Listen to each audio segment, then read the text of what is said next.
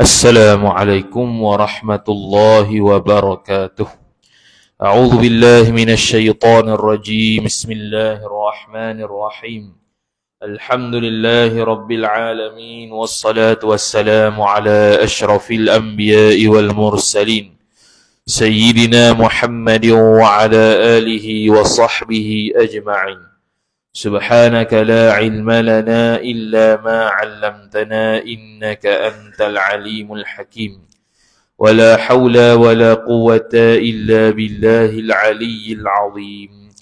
رب اشرح لي صدري ويسر لي أمري واحلل عقدة من لساني يفقه قولي وسدد لساني واهد قلبي بحق نبيك محمد صلى الله عليه وسلم.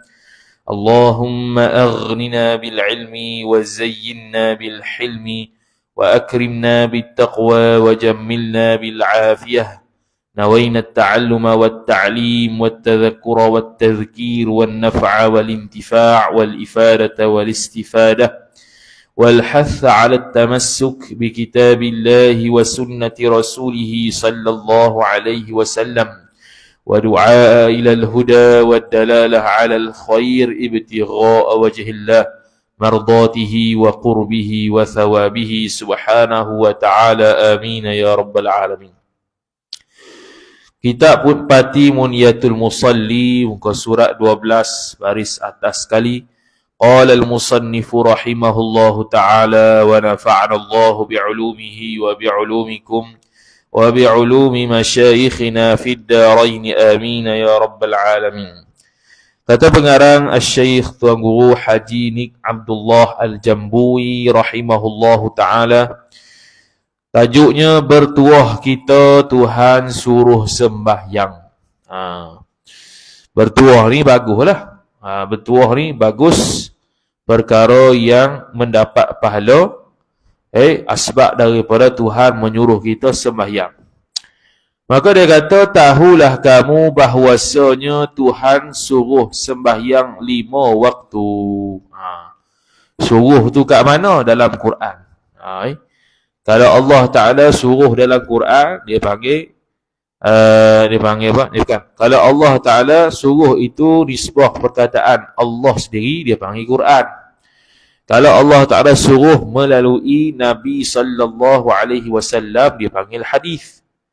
Dan kalau hadis tu pula perkataan dan maknanya daripada Nabi sallallahu alaihi wasallam, dia panggil hadis nabawi. Hadis nabawi. Tapi kalau ada juga hadis yang panggil sebagai hadis kursi, dinukil Nabi sallallahu alaihi wasallam, nukil perkataan Allah Subhanahu wa taala dalam keadaan dia tu bukan Quran. Tu dia panggil hadis kursi. Jadi tahulah kamu bahawasanya Tuhan suruh sembahyang 5 waktu. Kat mana pula tahu 5 waktu? Dalam Quran pula. Allah Ta'ala sebut bahawasanya sembahyang ni ada pada waktu-waktunya. Waktu-waktu pula dihurailah oleh Nabi sallallahu alaihi wasallam. Sembahyang asar, sembahyang zuhur, sembahyang asar, maghrib, isyak, subuh. 5 waktu. Yang mana asalnya 50 waktu. Ketika Nabi sallallahu alaihi wasallam dimi'rajkan, dinaikkan ke langit dan diberikan syariat sembahyang. Jadi bukannya Nabi sallallahu alaihi wasallam naik ke langit itu untuk menyatakan Allah Ta'ala duduk di langit, bukan. Ini ada suara-suara sumbang lah. Biasa mari bulan, sekarang ni bulan Rejab, berkaitan dengan Isra' Mi'raj, biasa orang ceramah lah. Jadi bukannya sebab Nabi sallallahu alaihi wasallam naik ke sana tu kerana nak menunjukkan Allah berada di sana, bukan. Tapi Allah Ta'ala menaikkan Nabi sallallahu alaihi wasallam ialah yang pertamanya ialah untuk memuliakan langit. Kerana langit dengan dunia ni berdialog. Berdialog ni berdialog kata siapa lagi bagus. Maka masing-masing pun berhujah lah siapa lebih bagus. Sehinggalah akhirnya bumi kata aku ni mulia dengan sebab lahirnya ataupun hadirnya Nabi sallallahu alaihi wasallam. Sedangkan langit tak ada. Jadi langit pun berasa hati ya. Maka Allah Ta'ala pun memi'rajkan, naikkan Nabi sallallahu alaihi wasallam ke langit Sehinggalah langit dengan bumi itu sama-sama mulia sebab dengan kehadiran Nabi sallallahu alaihi wasallam. Tu yang pertama. Yang keduanya ialah untuk menerima syariat sembahyang yang melupakan syariat ataupun amalan yang paling agung. Sehingga kan Nabi SAW sekali dia akan bagi tahu dalam ni setiap lapisan langit Nabi SAW melihat malaikat buat ibadat yang tertentu. Ada yang rokok saja sampai kiamat, ada yang i'tidal saja sampai kiamat, ada yang sujud saja sampai kiamat, ada yang tasbih saja sampai kiamat dan sebagainya. Maka Nabi SAW tertarik dengan cara mereka berbuat ibadat pada Allah Ta'ala. Sehinggalah dihimpunkan segala perbuatan malaikat itu dalam satu ibadat dipanggil sembahyang. Begitu juga Nabi SAW dinaikkan ke langit, antara hikmahnya ialah untuk memberikan pancaran nur ilahi, nur ketuhanan kepada muka Nabi SAW bila dia melihat Allah Subhanahu Wa Taala yang tanpa tempat. Dia melihat Allah Subhanahu Wa Taala bukan sekali, bahkan beberapa kali, hasil daripada permintaan Nabi Musa alaihi salam suruh kembali kepada Allah untuk mengurangkan waktu sembahyang. Daripada 50 jadi 45, naik lagi 40, naik lagi 35, naik lagi 30, naik lagi 25, naik sampailah 5. 5 pun Nabi Musa AS suruh naik lagi, tapi Nabi SAW malu dah lah. Minta apa lebih kat tu. Lebih daripada had tu, 5 pun 5 lah. Maka jadilah 5 waktu sembahyang disuruhkan Allah Subhanahu Wa Taala dengan waktu-waktunya yang akan dibahas nanti. Ialah waktu sembahyang tu sebesar-besar nikmat Tuhan. Sebesar-besar nikmat. Nikmat ni benda yang seronok. Lawannya nikmah, qaf dengan qaf. Nikmah ni benda yang tak seronok. Jadi kita ni kalau benda yang seronok dia panggil nikmat, benda yang tak seronok dia panggil nikmah. Kalau ahli tasawuf, nikmat dengan nikmah dua-dua tu sedap belaka. Sebab semua tu daripada Allah Subhanahu Wa Taala. Dia kira kat situ. Jadi nikmat kau, tak nikmat kau, sedap belaka. Sebab yang dia tahu kata hak tu semua daripada Allah Subhanahu Wa Taala. Tidak ada benda yang Allah Ta'ala takdir melainkan benda tersebut baik untuk dia. Jadi kalau ketika itu dia dapat benda yang tak elok, itu baik untuk dia, dia terima. Tu ahli tasawuf. Dia ke situlah. Jadi dia kata sebesar-besar nikmat Tuhan yang diberikan kepada kamu, hei orang mukmin. Amalan sembahyang nikmat yang cukup besar, dia kata. Nabi SAW dalam hadis dia atau kama qal, dia kata sembahyang ni menjadi penyejuk mata hati dia. Antara benda yang Nabi SAW suka yang menjadi penyejuk mata hati ialah sembahyang. Sebab itulah Nabi SAW kata sallu kama ra'aitumuni usalli. Supaya dia nak memberikan pedoman kepada umat dia, suruh sembahyang dengan sebetul-betulnya. Jadi kita sekarang tidak nampak Nabi SAW, tidak nampak sahabat, tidak nampak zaman ulama salaf, tabi'in, semua tak nampak belaka. Maka kita hanya ada adalah mewarisi ilmu yang berkaitan sembahyang yang ditulis oleh para ulama, kitab-kitab sama ada sekecil-kecil kitab sehinggalah sebesar-besar kitab dalam pelbagai mazhab. Dan kita lebih memilih memakai pandangan mazhab Syafi'i. Maka kitab-kitab jawi kita semuanya tanpa berkecuali akan menghuraikan fiqh dalam mazhab Imam Syafi'i. Jadi mazhab Imam Syafi'i bukan bermaksud perkataan Imam Syafi'i, bukan. Jadi kalau dia faham mazhab Syafi'i itu, dia akan kata gini, kata ikut mazhab Syafi'i tapi canggah dengan apa yang Imam Syafi'i sebut. Sebenarnya dia tak faham mazhab tu apa. Confirm tak faham. Tu cakapan budak tadika. Sebab dia tak faham secara menyeluruh mazhab tu apa. Jadi mazhab ni macam madrasah. Madrasah ni sekolah lah. Sekolah ni bukan cikgu tu pengetua ya. Cikgu tu banyak, pengetua, PKM, kurikulum, disiplin, macam. Bila nak memutuskan satu keputusan, mesti mesyuarat dulu. Mesyuarat tu ada pengetua, ada cikgu kanan dan sebagainya. Sehinggalah mendapat satu kata sepakat, nak hukumkan benda tu, nak cadang benda tu, maka tubiklah hukum tersebut. Begitu juga dalam mazhab. Apa yang Imam Syafi'i kata, bukannya ulama Syafi'i taklid 100% tak. Ada kalanya hukum ni kena beza sebab mengikut zaman. Ada kala hukum tu berbeza sebab kefahaman dalil yang berbeza antara Imam Syafi'i rahimahullahu ta'ala dan ulama-ulama mazhab Syafi'i itu sendiri. Boleh berubah. Tu tanda ulama Syafi'iyah dengan Imam Syafi'i dia tidak ta'asub. Tu tanda tidak ada ketaksuban. Itulah. Jadi bezanya ialah Imam Syafi'i istinbat hukum terus daripada Quran hadis. Adapun ulama-ulama Syafi'iyah tidak ada kemampuan untuk istinbat terus daripada Quran hadis. Dia hanya istinbat hukum berdasarkan kaedah-kaedah yang diletakkan oleh Imam Syafi'i hasil daripada faham Quran hadis. Maka timbullah perbezaan pendapat ulama. Bukan Imam Syafi'i bahas semua kita, semua masalah dia bahas belakang, tak. Jadi ulama-ulama mutaakhirin, ulama-ulama belakang, kau bahas panjang, waktu kitab makin tebal. Masalah makin banyak, maka masalah makin banyak, ulama bahas pun banyak juga. Jadi kau tebal. Itu mazhab. Bukan mazhab tu perkataan imam mujtahid mutlak saja, bahkan diambil kira ulama-ulama yang bertaklid dalam mazhab tersebut, dalam bertaklid dengan imam tersebut. Itulah dia panggil sebagai mazhab. Seperti sabda Nabi sallallahu alaihi wasallam, maksud sabda Nabi sallallahu alaihi wasallam, tiada diberi akan hamba Allah dalam dunia terlebih besar kebajikan dan kebahagiaan daripada diizin bagi hamba Allah 2 rakaat sembahyang. Tak diberikan hamba tersebut dalam dunia benda yang lebih besar, sebaik-baik perkara yang baik yang paling besar, kebahagiaan yang paling besar, melainkan 2 rakaat sembahyang. 2 rakaat. Sebab apa kata 2 rakaat? Kenapa tak 1 rakaat? Kerana ghalibnya sembahyang sunat 2 rakaat. Tu ya.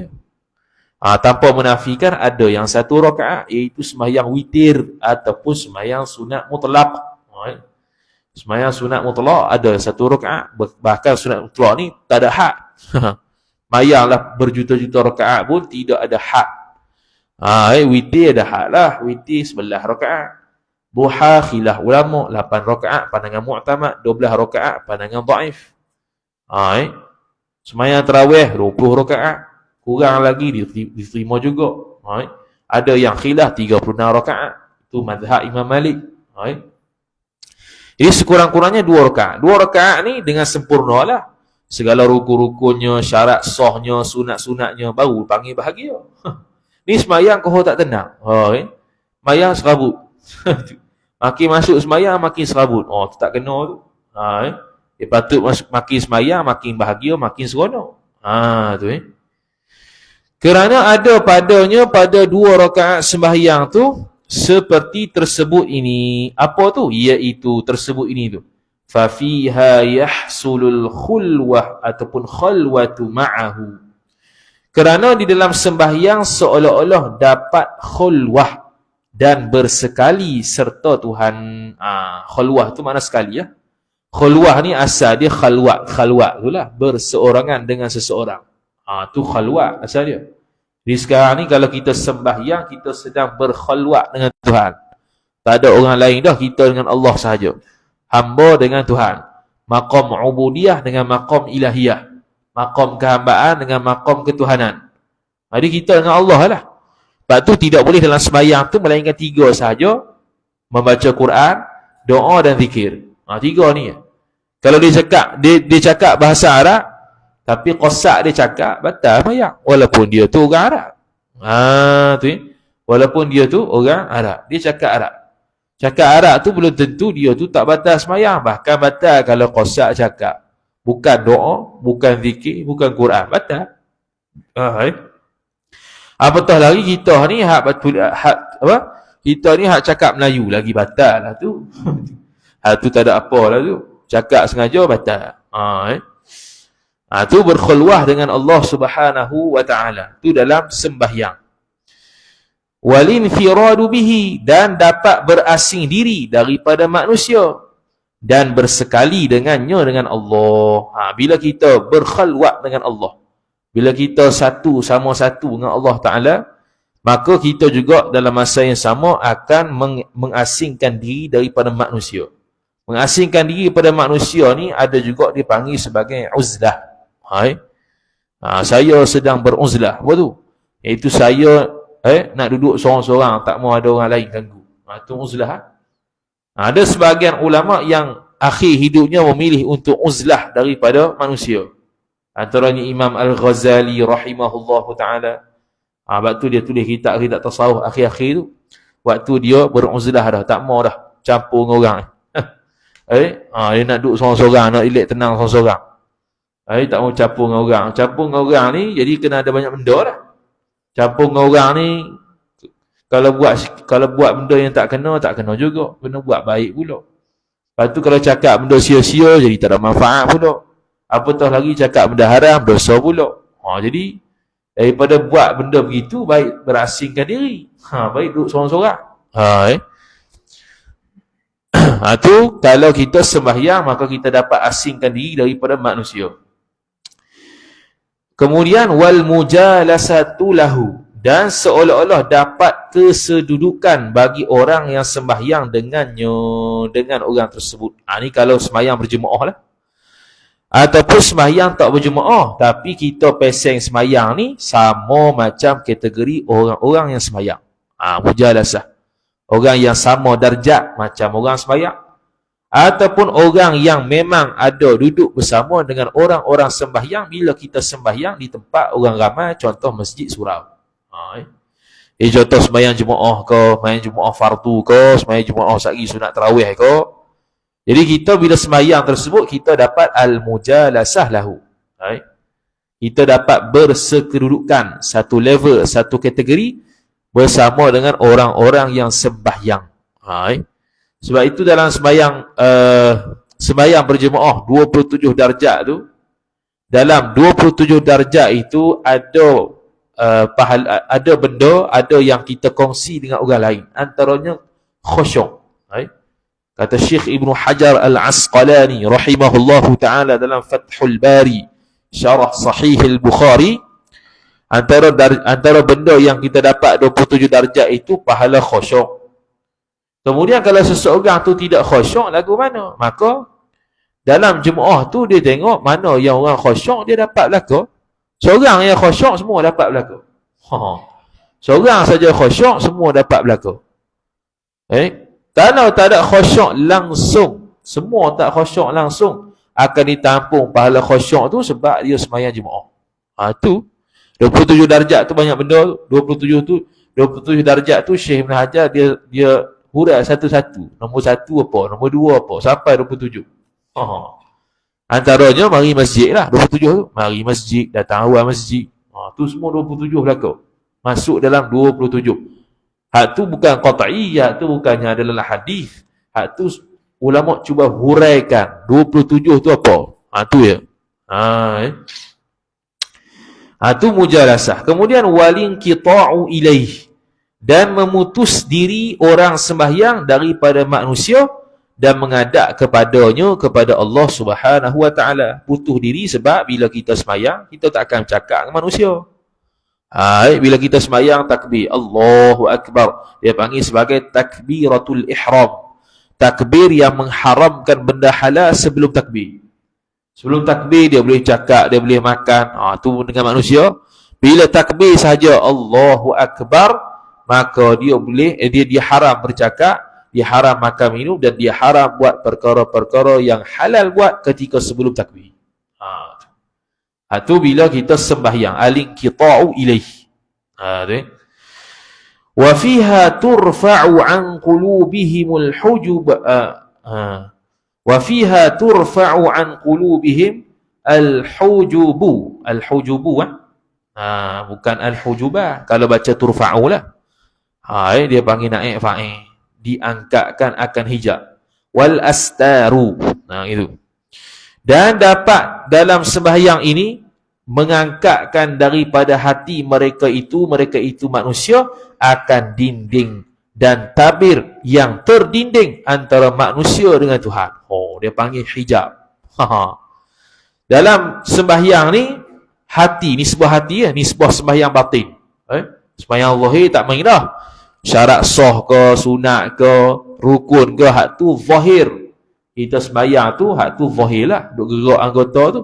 Duk buat benda sunat, sebut zikir-zikir, doa-doa yang sunat, buat perbuatan-perbuatan yang sunat, angkat tangan dan sebagainya. Hak tu zahir tu tak bahas lah. Antara benda yang dibahas dalam sembahyang ini, ada pada sembahyang itu, terangkatlah dinding ataupun hijab-hijab antara manusia dengan Tuhan. Panggil kalau bahasa tasawufnya, masuk dalam alam yang tidak ghaflah, alam yang bersama dengan Allah. Tu bahasa dia lah. Bukannya bersama dengan Allah ni, Allah ada tempat pula. Alam bersama dengan Tuhan, kita bercakap dengan Tuhan, munajat dengan Tuhan dalam sembahyang. Sebab tu sembahyang ni boleh berdoa apa-apa saja, dan dia tempat yang mustajab doa, khususnya ketika sujud, khususnya ketika selepas baca tasyahud dan sebelum salam. Tu sunat untuk sunat untuk doa belaka tu situ. Sebab tu ada doa khas. Jadi ulama khilaf yang doa selepas sembahyang tu adakah selepas salam ataupun sebelum salam selepas tasyahud. Khilaf tu. Yang mana afdal tu. Tapi dua-dua tu termasuk waktu mustajab doa.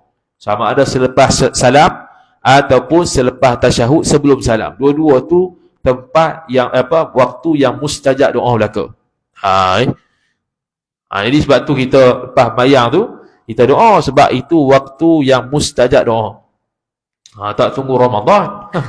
Ya, ada waktu mustajab doa tu ketika ibadat, ada waktu mustajab doa tu dengan sebab masa. Contoh waktu Ramadan, Lailatul Qadar, malam Jumaat, tu sebab masa. Malam 1 Rejab, malam nisfu Sya'ban, malam raya haji, hak tu semua adalah waktu-waktu mustajab doa. Ada yang mustajab doa dengan sebab tempat, seperti Mekah, Madinah, tempat-tempat yang mulia dimustajabkan doa. Sebab tu orang pergi ke makam-makam ulama, para wali, minta doa situ, kerana itu antara tempat yang boleh mustajab doa. Sebab tempat tersebut tempat mulia, sebab ada kehadiran ulama di situ yang meninggal. Dia meninggal saja, jasad meninggal. Tapi dari sudut ruh dia hidup. Seperti Nabi sallallahu alaihi wasallam, jasad meninggal, tapi ruh Nabi sallallahu alaihi wasallam tetap tahu siapa yang bagi salam kepada Nabi sallallahu alaihi wasallam dengan selawat dia, dengan salamnya. Sebab tu sunat beri salam. Bila pergi Madinah tu, sebut apa dia? Assalamu alaika. Kan ni kalau bahasa Arab, kan ni untuk orang kita cakap dengan orang yang hidup. Assalamu alaika. Ka tu engkau. Kau ni bukan engkau semata-mata. Engkau ni mana kita cakap kepada orang yang seolah-olah berada di hadapan kita dan dia hidup. Sebab tu sunat Assalamu alaika ya Rasulullah. Itu paling kurang lah. Ada hak panjang-panjang tu. Itu paling kurang disebut dalam Hasyiah Al-Jamal ala Fathil Wahhab. Sunat untuk beri salam kepada Nabi sallallahu alaihi wasallam bila sampai ke Madinah tu. Bila sampai tempat tu lah, maqam Nabi sallallahu alaihi wasallam. Assalamu alaika ya Rasulullah. Kenapa tak kata assalamu alaihi? Assalamu alaihi lah boleh pergi pun. Tapi assalamu alaika seolah-olah kita cakap. Sebab Nabi SAW tahu siapa yang beri selawat, beri salam ke dia. Sebab tu nanti di akhirat akan dapat syafaat Nabi SAW. Suruh perbanyakkan selawat supaya Nabi SAW kenal. Siapa dia yang selawat tu? Tu. Kemudian kata musannif rahimahullahu ta'ala,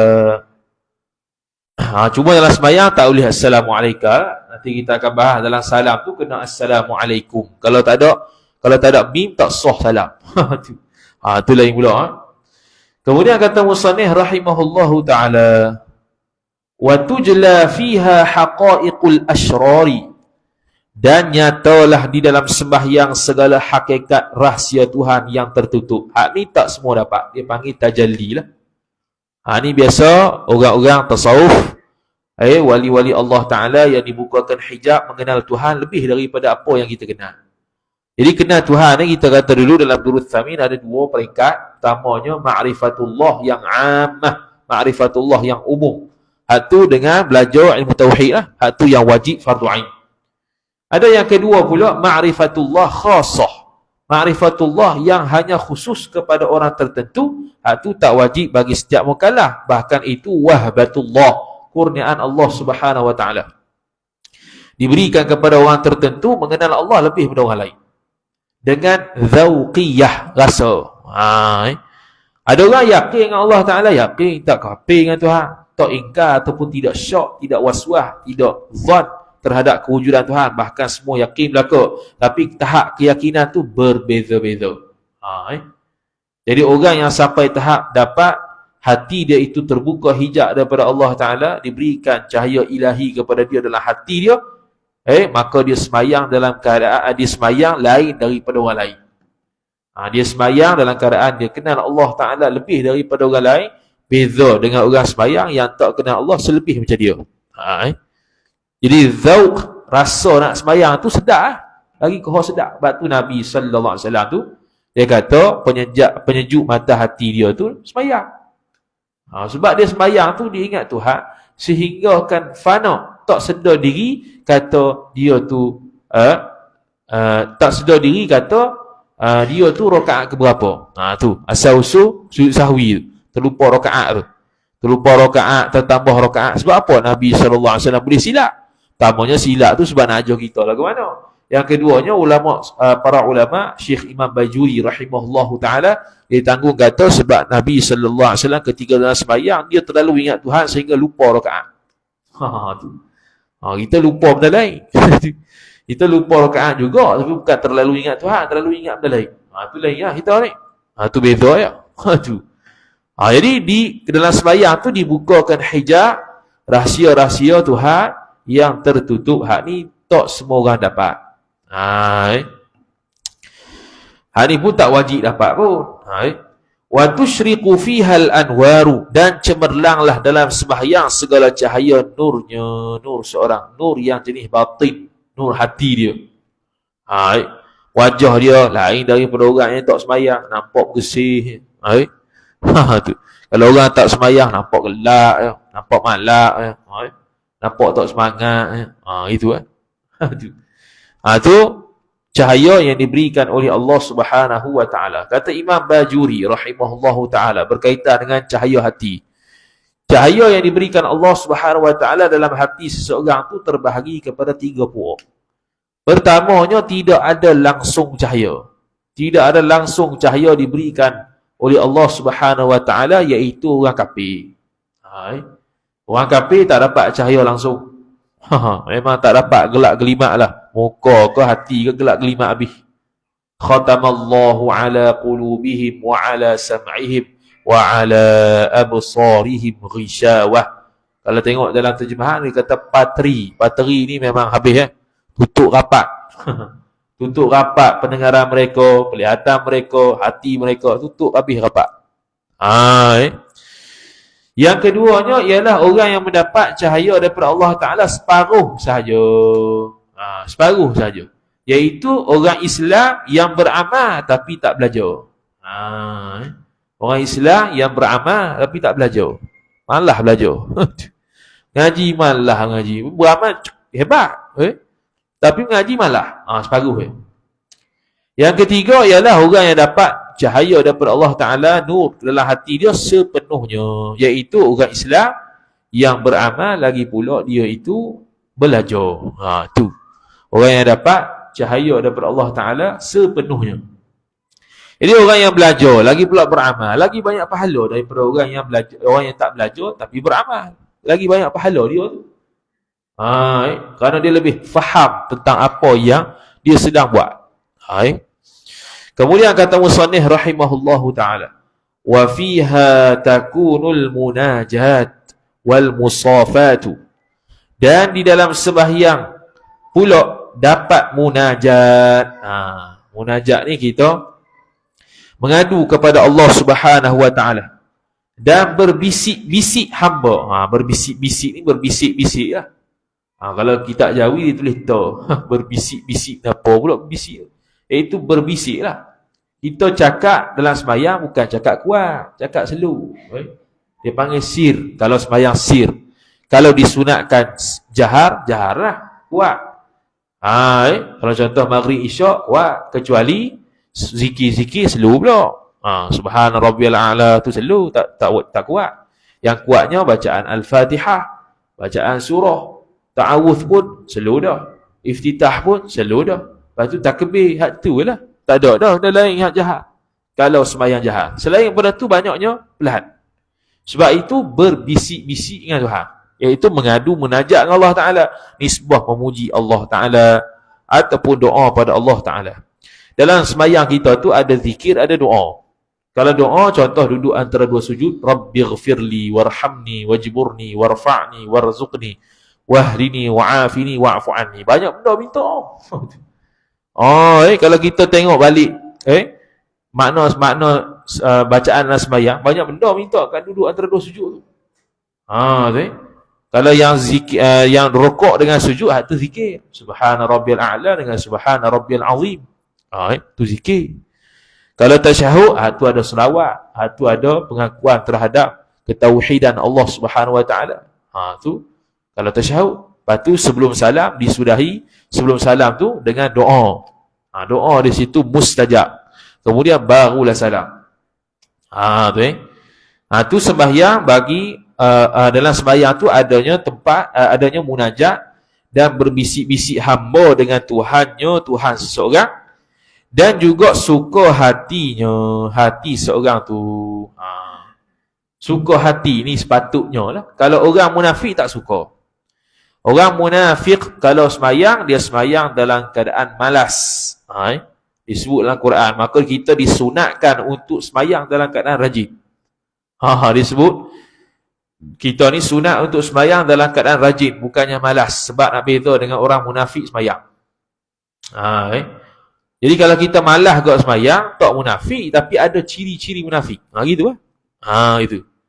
Lepas tu sunat rajin dalam sembahyang. Semangatlah. Bukan kata apa tu rajin, semangat sembahyang. Sembahyang tu dalam keadaan semangat. Gitu. Bukan malas, mandor. Buat-buat tak larat gitu.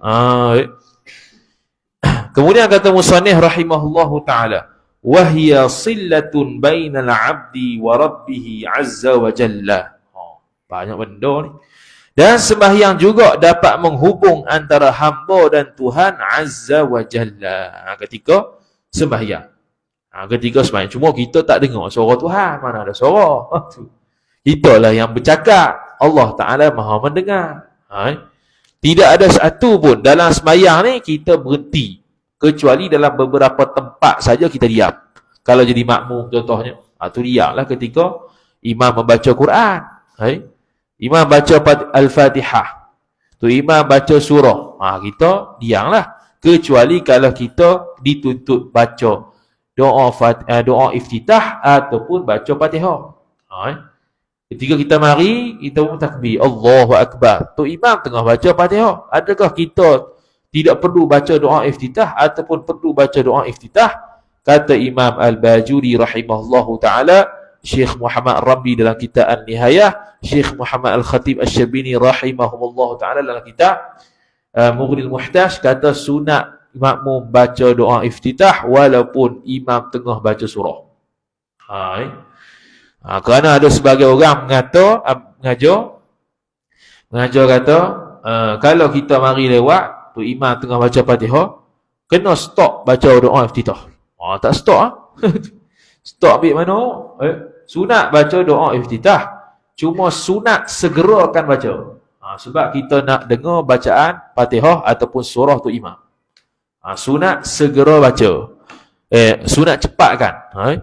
Jadi baca hak yang pendek sudahlah. Allahu Akbar kabiran walhamdulillahi katsiran wa subhanallahi bukratan wa asila. Habis.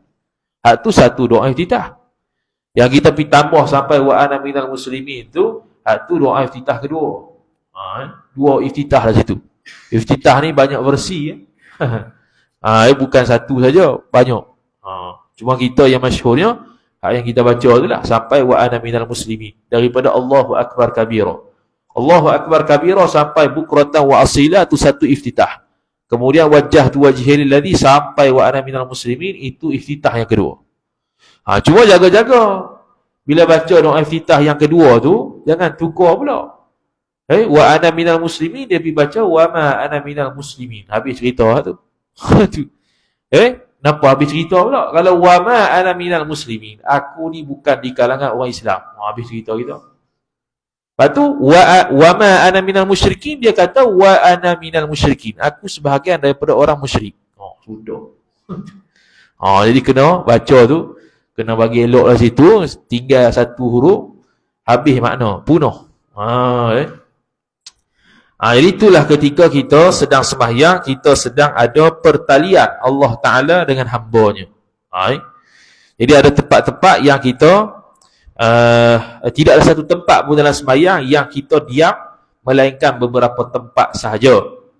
Kalau sembahyang sendiri tak ada dah diam. Kecuali saktah saja. Saktah yang disunatkan iaitu diam sebentar, qadar subhanallah. Lepas takbir Allahu Akbar, saktah qadar subhanallah, kemudian baru baca doa iftitah. Lepas habis saktah qadar subhanallah, baru baca a'udzubillah.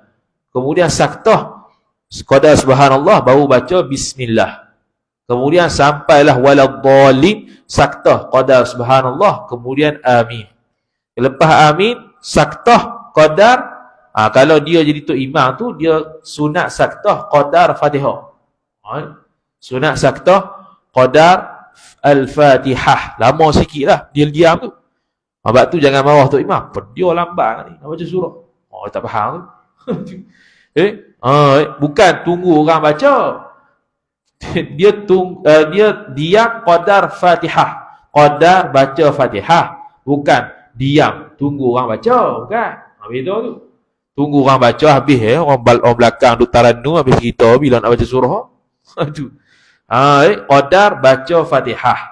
Jadi lama sikit lah baca tu. Lama sikit baca, lama sikit lah diam tu, supaya beri peluang kepada makmum belakang baca Fatihah sampai habis. Itu yang sebenarnya. Kalau tak habis tu sebab dia lambat baca. Nak tunggu dia habis cerita lah. Tak habis itu imam tu. Jadi itu imam tu biasa akan saktah situ lama. Itu sunat. Kalau tak buat pun tak jadi batal. Itu sunat saja. Sunat hay'ah. Tapi biasanya tidak ada saktah bila mana? Bila tarawih tak ada. Come on, amin, bismillahirrahmanirrahim. Kalau boleh, satu nafas kalau boleh. Punya nak cepat tu. Habis. Kemudian menghadap hamba di dalam sembahyang. Subtopik yang seterusnya, menghadap hamba di dalam sembahyang. Kata Muhammad bin Ali Tirmizi rahimahullah radhiyallahu taala anhu. Muhammad bin Ali Tirmizi, seorang ulama salih. Sembahyang tiang agama. Sembahyang tiang agama. Sebab tu ni bukan hadis sebenarnya. Sembahyang tiang agama tu bukan hadis, dia perkataan ulama. Sembahyang tiang agama. Dan ialah sembahyang tu mula-mula difardu di atas manusia. Mula-mula difardu, yakni selepas daripada Nabi sallallahu alaihi wasallam menyebarkan tauhid selama 13 tahun. Ketika di Mekah tu tauhid saja tu, tak ada fiqh lagi. Bila berhijrah ke Madinah barulah ada fiqh banyak. Puasanya, zakatnya. Tapi ketika sembahyang ni ketika di Mekah lagi. Di awal-awal, akhir-akhir sebelum hijrah. Berlakunya Isra' Mi'raj. Isra' Mi'raj pun khilaf juga bila berlaku. Cuma masyhur tempat kita ni, kita ambil 27 Rejab. Dan khilaf juga macam mana berlaku. Pandangan mu'tamadnya ialah jasad dan ruh Nabi naik ke atas langit sungguh. Bukannya mimpi, bukannya sebahagian dan sebagainya.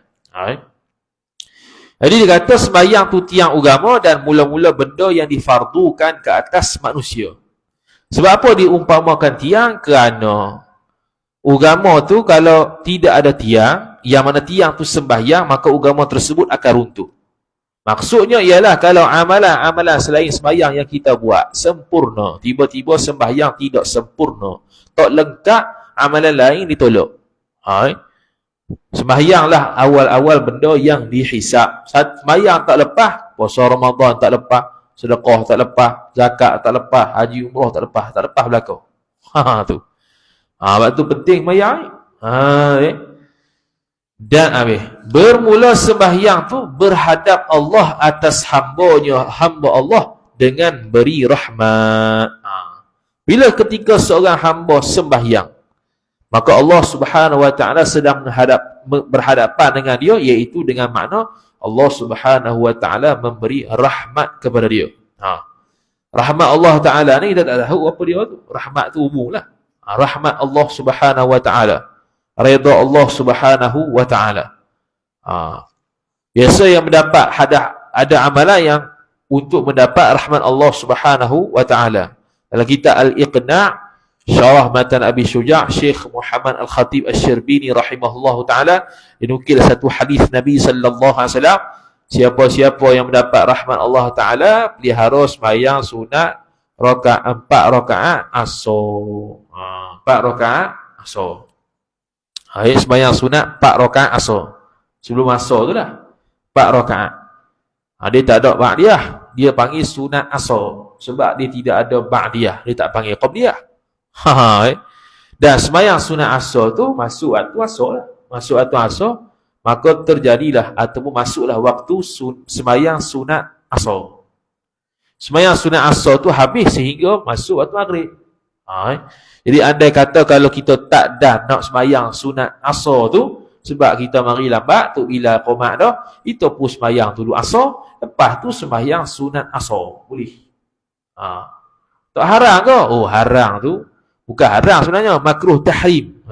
Kalau haram sekalipun, hak tu sebab sembahyang sunat yang sembahyang sunat berwaktu.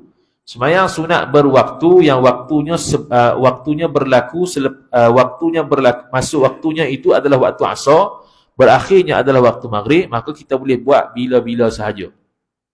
Yang kata haram waktu sembahyang tu adalah ketika mana kita nak sembahyang mutlak ataupun sembahyang sunat yang sebabnya di akhir. Sembahyang sunat yang sebabnya di akhir. Contohnya sembahyang hajat. Sembahyang hajat tak boleh lah bahasa tu. Sembahyang asar. Sebab dia sembahyang sunat sebabnya di akhir.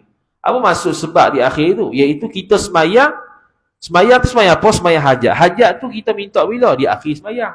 Tu sembahyang sunat sebab di akhir. Adapun yang sembahyang sunat asar ni, kalau kita nak kategorikan sembahyang sebab sekalipun, dia sebab yang terdahulu. Iaitu masuk dulu waktu baru sunat sembahyang. Gitu.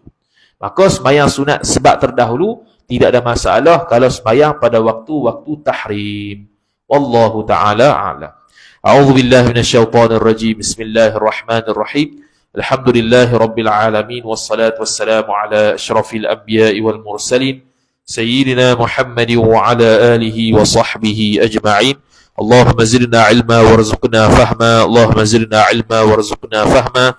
اللهم زدنا علما وارزقنا فهما وصلى الله على سيدنا محمد وعلى آله وصحبه وبارك وسلم والحمد لله رب العالمين والسلام عليكم ورحمة الله وبركاته.